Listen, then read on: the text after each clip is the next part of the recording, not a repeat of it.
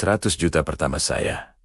Uang bersih, bukan omzet, bukan pencitraan, apalagi flexing. Beneran, ada di rekening tabungan. Itu tahun 2019. Waktu usia saya 32 tahun. Saya masih kerja, masih dikejar-kejar target, masih jadi karyawan, dan di momen itu, saya sadar satu hal yang pahit. Ternyata banyak orang gajinya besar, tapi hidupnya tetap rapuh secara finansial. Waktu itu, posisi saya area manajer di sebuah perusahaan farmasi. Lumayanlah, setiap triwulan saya bisa dapat insentif sekitar 40 juta. Artinya, setahun bisa dapat kurang lebih 160 juta hanya dari bonus saja. Secara angka, keren. Secara jabatan, lumayan. Secara gengsi, tentu saja naik. Tapi, saya melihat sebuah pola yang bikin saya mikir keras. Banyak sekali orang yang pendapatannya naik, tapi saldo tabungannya nggak pernah ikut naik. Begitu insentif cair, langsung mobil ganti, HP upgrade ke model terbaru, liburan naik kelas, dari domestik jadi ke luar negeri. Tempat nongkrong pindah ke kafe yang lebih mahal. Masalahnya muncul begitu income turun, panik. Cicilan mobil baru tetap jalan. Gaya hidup yang sudah terlanjur tinggi, susah diturunkan. Tabungan tipis, bahkan minus. Dan jujur saja, itu bisa terjadi ke siapapun termasuk saja. Makanya saat itu, saya bikin keputusan yang mungkin gak populer di antara teman-teman saya. Saya mau punya 100 juta bersih di tabungan. Tujuannya bukan buat gaya-gayaan, bukan buat diposting di media sosial, apalagi buat bilang, gua sukses loh. Sama sekali bukan. Tujuan saya cuma satu. Saya nggak mau hidup saya dan keluarga saya tergantung sepenuhnya sama slip gaji bulanan. Karena sebagai karyawan, kita harus jujur pada diri sendiri. Punya income besar itu bukan berarti posisi kita aman. Selama kita masih menukar waktu kita dengan uang di dalam sebuah sistem, kita tetap berada dalam posisi yang tergantung. Kalau performa kita turun, gimana? Kalau bos yang suka sama kita tiba-tiba ganti, gimana? Kalau perusahaan melakukan restrukturisasi, selesai.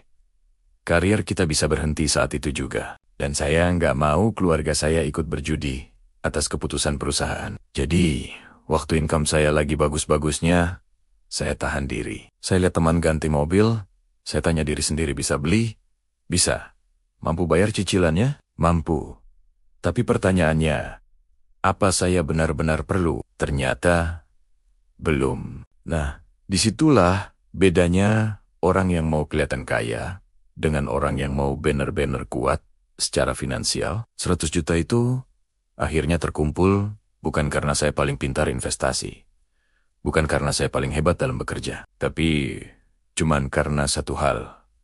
Saya nggak latah. Saya nggak merasa setiap kenaikan income harus dirayakan dengan kenaikan gaya hidup. Dan di situ saya sadar satu hal yang keras banget.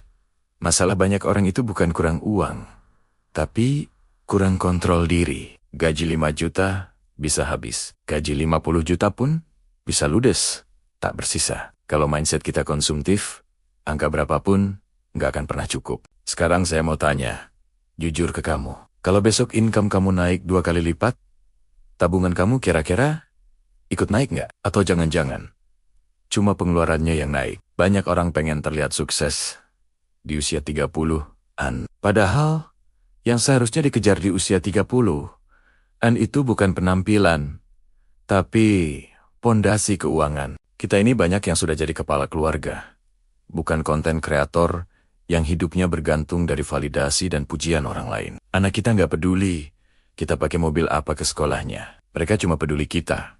Orang tuanya stabil atau enggak. Pasangan kita nggak butuh postingan liburan mewah. Dia butuh rasa aman. Dan rasa aman itu bukan datang dari gaya hidup, tapi dari angka yang diam di rekening tabungan. 100 juta pertama saya itu nggak bikin saya jadi kaya raya. Tapi itu bikin saya berhenti jadi orang yang cuma kelihatan sukses dari luar. Karena terlihat sukses itu murah. Bisa dicicil, bisa ngutang, bisa dipaksakan.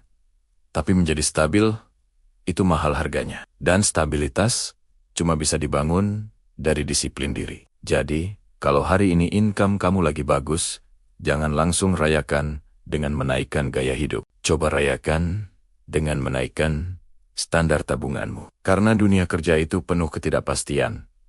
Target bisa berubah, atasan bisa ganti, perusahaan bisa tutup. Tapi satu-satunya hal yang bisa kamu kontrol sepenuhnya adalah keputusan yang kamu ambil hari ini. Kamu mau kelihatan sukses? Atau mau benar-benar kuat? Itu dua hal yang sangat berbeda. Dan percaya deh, punya 100 juta di tabungan itu nggak bikin kamu jadi sombong. Tapi, itu akan bikin kamu tidur jauh lebih tenang di malam hari. Terima kasih sudah nonton. Jangan lupa subscribe ya.